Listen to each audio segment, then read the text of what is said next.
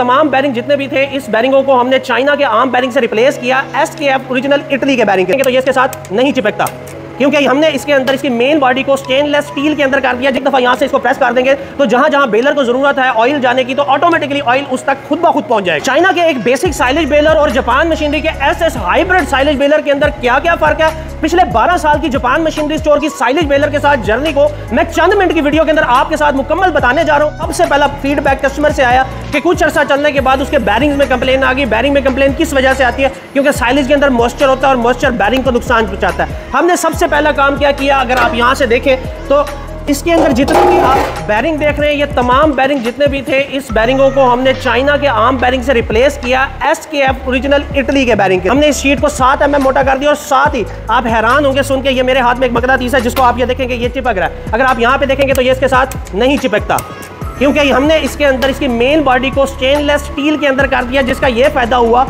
कि ये कभी भी आपको जंग नहीं इसके शीट के ऊपर लगेगा। ये लाइफ टाइम के लिए रस्ट फ्री है। ठीक है, ये टोटल एक ऑटोमेटिक मशीन है, इसको कंट्रोल कर रहा होता है इसका प्रॉपर इलेक्ट्रॉनिक PLC। के अंदर मेजर चेंज जो किया वो ये किया कि इसके अंदर जितना भी इसका इलेक्ट्रॉनिक सिस्टम था, आप ये देखें इसके अंदर हमने जर्मनी का सिमंस का ओरिजिनल PLC लगा दिया। इसके HMI की बात करूं तो इसका HMI भी आप देखेंगे वहां पे, आप ये भी सिमंस का ओरिजिनल जर्मनी का इसके अंदर दे दिया गया। एक दफा यहां से इसको प्रेस कर देंगे तो जहां जहां बेलर को जरूरत है ऑयल जाने की, तो ऑटोमेटिकली ऑयल उस तक खुद ब खुद पहुंच जाएगा।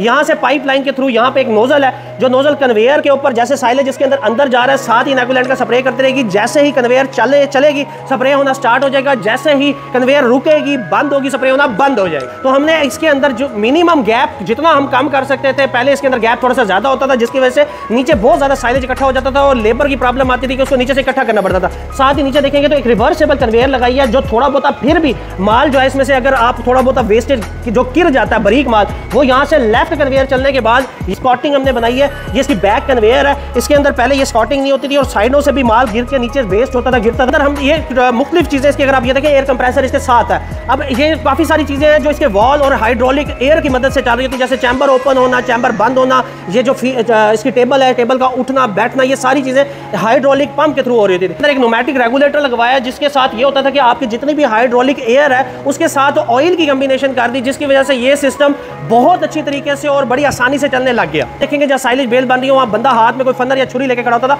उसको खुद काटना पड़ता था, वो सिस्टम इतना ज्यादा एफिशिएंट नहीं था। अगर आप इस सिस्टम की मैं आपको बात करूं तो ये वही निजाम है जो आपके 500 kg वाली बेल या 1000 kg बेल जो यूरोपियन बेलर के अंदर कटिंग का निजाम होता है, हमने एक्जैक्टली वही वाला निजाम इसके अंदर दिया, जिससे कस्टमर की ये प्रॉब्लम भी हल हो गई। कस्टमर को देखें कि किस हद तक हमने छोटे छोटे चेंजेस को किया। मैं अब आपको 9वां चेंज बताने जा रहा हूँ, जितना ज्यादा अहम नहीं है लेकिन हमने इसको इस प्रॉब्लम को भी दूर किया। इसके अंदर अगर आप देखेंगे तो एक जैक लगा दिया। इस जैक का काम ये होगा कि ये आपके आखिरी टर्न तक, जो आपकी ये रैपिंग शीट का आखिरी टर्न है, उस तक ये आपकी बेल के ऊपर इसकी जो स्ट्रेंथ होगी, जो इसकी खिंच होगी, वो इसके ऊपर कायम रहेगी, ताकि आपको यहाँ बंदा ना खड़ा करना पड़े, उसको हाथ ना रखने पड़े। तो हमने इसके अंदर अगर आप ये देखेंगे तो एक न्यूमेटिक सिलेंडर दे दिया जो कंट्रोल हो रहा है एयर के साथ, जो इसको एक ताकत के अंदर मजबूती से दबा के रखेगा ताकि जितनी जरूरत है ये उतना ही खुले और ज्यादा ना खुले। एक और एक दूसरी साइड के ऊपर हमने इसके अंदर एक एक्स्ट्रा 2 जैक लगाए जो सपोर्टिंग रोल अदा करते हैं। अगर इस साइड पे देखें, एक इस साइड पे लगा हुआ है, एक उस साइड पे लगा हुआ है। ये इसके अंदर 11वां चेंज था ताकि आसानी से चैम्बर ओपन और आसानी से चैम्बर दोबारा क्लोज हो ऑन टाइम। आप हमारे पास ऑन द फ्लोर इस मशीन को देखने के लिए आएंगे तो आपको और इन डिटेल और एलाबोरेट कर देंगे।